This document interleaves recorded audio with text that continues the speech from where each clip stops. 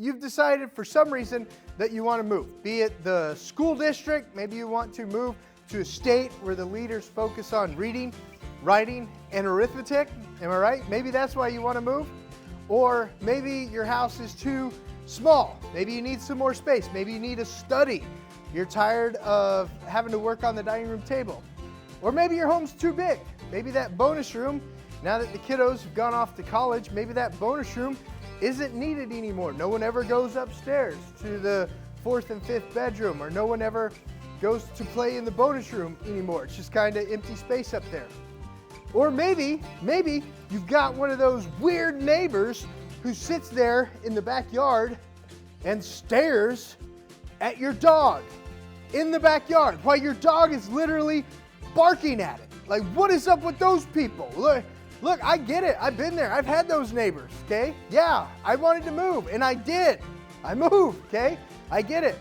So whatever your reason is to move, what we're going to go over today are 5 items that you cannot do. You cannot do when you're getting ready to close on the home, okay? We finished the marketing. We did the valuation report. You called us. We did the valuation report. We got you on the market. We got you 3 offers. You were able to accept the best offer. You got more money than we were thinking with the market, but we're still within the appraised value, okay? We're still within the appraised value. And now we've gone through inspections. We've gone through appraisal. Titles ready. The buyer has their down payment check in hand. These are 5 items you do not want to do as a seller because they could really, really delay the closing and possibly cancel the whole sale. Cancel the whole sale. So I hope I've got your attention. And if I do, let's go ahead and get into it. Item number 5. Item number 5. Do not skip the broom clean. It's so easy. After you get everything moved out of the home, after you get everything moved out, wipe out the cabinets, wipe it out on the ground, wipe the cabinets out. Get a sponge if you want. Be an awesome seller. Be an awesome seller. Get a sponge, wipe out the cabinets, okay? And then sweep up the floor. Wipe out the cabinets, wipe off the countertops, sweep up the floor. Just a broom. Just get a broom, sweep it up into a dustpan, throw it away, and then get a vacuum and run the vacuum up and down the house. Just do that. Just do that, guys. Because when you're selling a home, you're the supplier of the product. You're the person saying, here, Mr. and Mrs. Buyer, is your new home. These people, they're getting ready to give you a $500,000 check for the house. They might just be putting like 50 grand down and the bank's giving them the rest of the money, but you're still getting the rest of the money as a seller. You're still getting the rest of the money as a seller. Just do a broom clean, please. Please do a broom clean. If you don't have time to do a broom clean, let my team and I know. Let my team and I know. I will get someone over there to do the broom clean for you. Because when that buyer comes to the home, right before closing, they're going to do the final walkthrough. And you want that buyer to continue to fall in love with that new home that they're buying. They're spending $500,000, guys. They're buying a huge asset. They're giving you a big check at closing. Because of the pandemic, real estate prices have doubled in the state of Oklahoma. They've doubled. Enjoy the blessings that God's given you. Give the buyer a broom clean. If you can't get the broom clean done, guys, call me. If I can't get someone over there to do it, I'll figure a way to get myself over there or one of my office mates out of my office. We'll get the broom clean done if you can't do it, because you want to continue helping that buyer fall in love with the home. And the final walkthrough is the last time the buyer sees the home before they go to closing, and they need to keep falling in love with the house even on the final walkthrough. Does that make sense? I don't want to keep getting at the horse, but does that make sense? Does that explain why? All right, thumbs up if that explains why. Item number 4, you do not want to do until you are completely closed, until we've gone to the closing, the final walkthrough's done, we've gone to the closing, everyone's signed everything, and you've got your check in hand. You cannot cancel your homeowner's insurance. You cannot cancel your homeowner's insurance. Well, I canceled it the day before closing. Guys, this is Oklahoma. We could have freak frozen storms in January. We could have freak tornadoes in March and May. We could have freak hailstorms in February and April. This is Oklahoma. Do not cancel your insurance. I've been in the business 17 years. I could probably count at least 10, if not 12 times, where some freak act of nature, act of God, happened the day before closing. Hailstorms, tornadoes, windstorms, frozen busted pipes, guys. Frozen weather. This is Oklahoma. We have extreme weather. We're always fighting Kansas to see who could be the most expensive when it comes to homeowners insurance. Do not cancel your homeowners insurance until we are completely closed. Item number 4, don't do it. Don't cancel that insurance until we're completely closed. Does that make sense? Do you understand why you don't want to do that? Thumbs up? Thumbs up? All right, perfect. Oh, by the way, if you are a seller and you're really close to getting ready to want to sell your house, I've got a link down in the description below, or my email, or my phone number. If you click on that link though, you can book an appointment with me, and it's a Zoom appointment, and I'll ask you some information about selling your home, and you can just fill out that information. My team and I can get the valuation packet done on your home before we even talk about it, send it over to you, so on the Zoom call, we can really fine tune those numbers, have those numbers ready and available, so we can go ahead and jump to the next step, which is making sure the house is photo ready, and book the photo shoot at the end of the meeting. So if you're ready to sell your home, whether it's a standard 322 in the middle of town, or if you've got a 5-bed home on 160 acres, click on the link down in the description below and get your real estate goals accomplished. All right, link down below.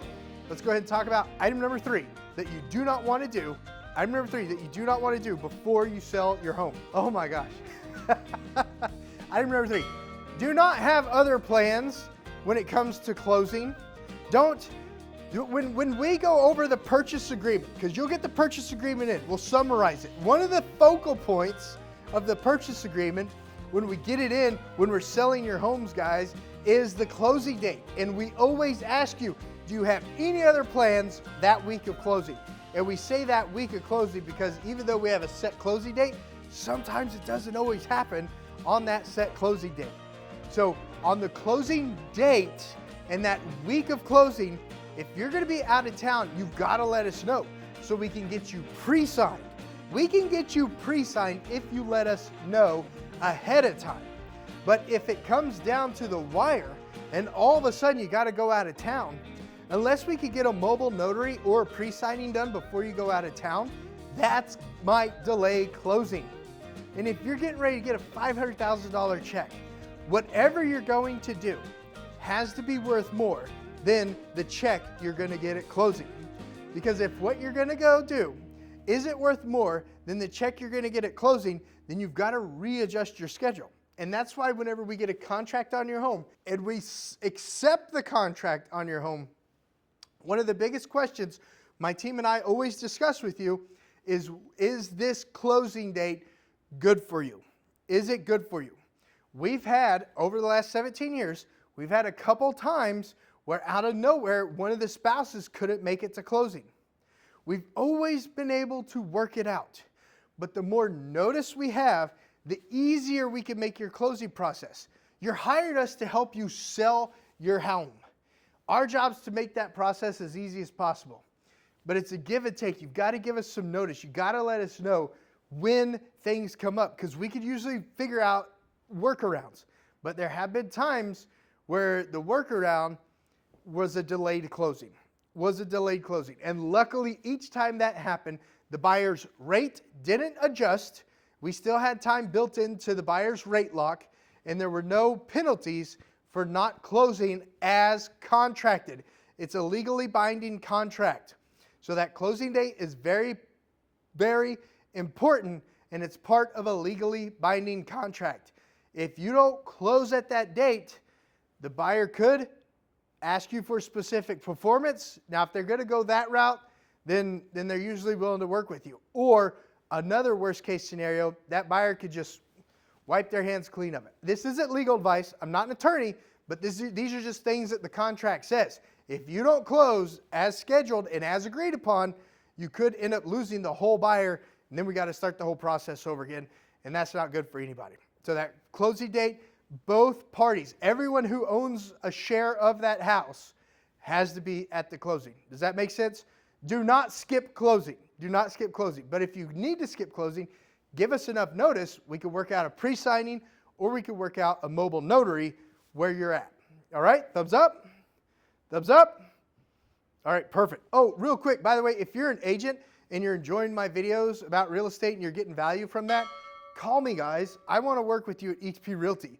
I want to be shoulder to shoulder with you doing real estate business. I want you to have the same access that I have to the best possible technology, the best possible training, the best possible coaching, and the best possible systems to take your real estate business to that next level. But the only way that I can help you with that is by you reaching out to me. Give me a call, shoot me a text, click on the Zoom link down below. I want to chat with you about joining XP Realty, taking your real estate business to that next level. All right, now let's go over item number two. Item number two. This one sounds crazy. This one sounds crazy. Some of you will be like, no. I'm like, yeah, it's actually came up. It's actually come up. On the day of closing in the state of Oklahoma, we're a closing and possession state. Closing and possession state. What do I mean by that? You got to be out. You got to be out. You want to be out at least the night before closing. Now, you can still sleep in your house on air mattresses or something like that, but it is best practice to be out the night before closing, already have the broom clean done, and just order some pizza, order some takeout or something for dinner. But be out the day of closing. We've had couples a couple times, even though we go over it, even though we talk about this throughout the whole process, you've got to be out of the house. We've had a couple times where I've literally been helping people load up the U-Haul right before closing, guys. That is a stressful situation. It's stressful for you. It's stressful for your buyer. It's a stressful situation for everybody. Our job is to make this process as easy as possible for you. We want you to, at the end of this closing, we want you to go, wow, that was easy. Or, wow, working with Josh and his team, I've never sold a house that easy before. That is our ultimate goal when we're helping sellers. There's been so many times, glory to God, folks, it's not me. Sellers have said to my team and I, that was so pleasant. We've worked with other agents in the past and we've never had such a pleasant experience before. All the glory to God, guys. The systems and all the work through everything that we've done over the last 17 years has been built up incrementally over closing, over 1,500 closings. You're getting all of that streamlined system put into the sale of your home. That's powerful. All the glory to God. He made it possible. But you've got to be moved out. You do not still want to be moving out the morning of closing. That's going to create a stressful situation to you. You're not going to be happy. You might get some of that stomach acid. Might have to eat some Tums. Definitely don't drink any coffee if you're moving out on the morning of closing. You want to have everything in the moving van the night of closing and the broom clean done. So all you do is wake up in the morning, go to closing, and get your check. Be moved out. Do not be moved out. Do not be moved out is item number 2.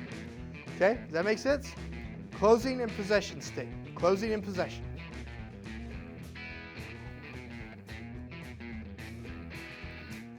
Okay, here is one that people ask me over and over and over again all throughout the closing process. And I don't mind answering it over and over and over again because that's my job. I am totally cool answering it over and over and over again. Josh, when do we cancel utilities? I'll tell you when not to, before closing. Do not cancel utilities before closing. You do not want to do that because the buyer needs them for the final walkthrough. And the contract says you as a seller will keep it on. This contract that we use in the state of Oklahoma, guys, it's made by the Oklahoma Real Estate Commission and the Oklahoma Bar Association. It's an awesome contract. Step-by-step process all the way through. Amazing contract. Back when I first started, the listing contract was 2 pages. Now I think it's 6. There's a lot of things covered in there. But one of the biggest things is keeping the utilities on until closing. Keeping the utilities on until closing. The reason that that's so important is when the buyer does that final walkthrough, they need to make sure everything still works. They need to make sure that for some reason a pipe hasn't burst. They don't turn on the utilities until they buy the house. Now, 50% of the time, buyers have already switched over utilities. They have. But as a seller, the first call you make when you get out of closing is to the utility companies and the insurance company. You call them up, you say, hey, I just sold my home and I would like to cancel my service. Or you call your insurance company and say, hey, I just canceled my home and I would like to cancel my coverage. Give them your new forwarding address, and they will cancel the service. And even if they don't cancel it that day, they're not going to charge you any more for it. They usually prorate the charge to when you call them. So if you're like, well, I don't want to spend money on 3 or 4 days of utilities. Guys, if your utility bill is $200, 3 into 20 is 6. You're talking $6 a day, $7 a day. So even if it takes them 3 days to shut it off, you're talking $21. You do not want to sacrifice your closing by not having utilities on at the final walkthrough over $21. When you break down the numbers, it makes sense, right? You don't want to try to save $21 to jeopardize your closing where you could be getting a $500 check. You don't want to do that. All right, guys, those are the 5 things you do not want to do right before closing when you're selling your home. These 5 things are super important not to do right before closing when you're selling your home. Item number 5, you don't want to skip the broom clean. Item number 4, you do not want to cancel your insurance. Item number 3, you do not want to have other plans for closing. Item number 2, you do not want to be moved out. And item number 1, you do not want to cancel your utilities. Guys, if you don't do those 5 things, if you don't do them, you're going to have a smooth final walkthrough and a smooth closing. I promise you, and I appreciate your business so much. I've enjoyed helping you through this process of selling your home. And if we haven't talked yet and you're thinking about selling your home, I've got a Calendly link down in the description below. You can book a Zoom call with me specifically about selling your home. There's some questions on there that it asks about your home, so my team and I can get your valuation report over to you so that when we talk about selling your home on a Zoom call, I can screen share the valuation report. We can nail down that final list price. We can book your photo shoot and get you started on the journey to your new home. I really appreciate your attention. It's the most valuable asset you have. Call, text, email me, or book a Zoom down below. And if you're another agent watching this video, I want to work with you at eXp Realty. Call, text, or email me about that too. I'll see you guys on the next video. Oh wait, this video that's popping up right here, that video, YouTube thinks that that's another good video that you might want to watch. If you're not ready to book a call with me about selling your property, check out that video right there. You might like it too. See you guys on the next one.